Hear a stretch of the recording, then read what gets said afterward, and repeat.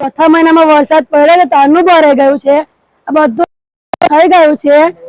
9મા મહિનાની 4મી તારીખનું, અને કલેક્ટર આવીને ગયા છે, દેખીને ગયા છે, હજુ કશું થયું નથી, અને ઘરમાં છોકરા બીમાર પડે છે, અને ગંદકીના કારણે અમારે તો મોંઘવારી ચાલ્યા કરાવવું પડે તમારે કોઈ પણ એના રીતે કલેક્ટર આવે છે, દેખીને ઉભું રહેવો છે તો પણ નહીં ઉભું રહેવાય તમારાથી। દીવાન ફળિયાની અંદર કોઈ પણ આવે છે પંચાયતમાંથી, અલગથી કોટેડી છે, અહીંયાથી ચાલવાનો રસ્તો પણ નહીં, અહીંયા રહે છે તે જુઓ તમે, કશું જ નથી, અહીંયાથી એક માણસ પણ નથી છરકી શકાતું। કલેક્ટર આવે છે ને કલેક્ટર આવીને દેખીને જતા રહે છે, પંચાયત વાળા જાય છે પણ કોઈ કશું કરતું નથી, એટલે અહીંયા અમારે કરાવવું પડે તમારે। અહીંયા એવું છે બતાવો, અમારા છોકરા મચ્છરના એના કારણે બીમાર પડે છે,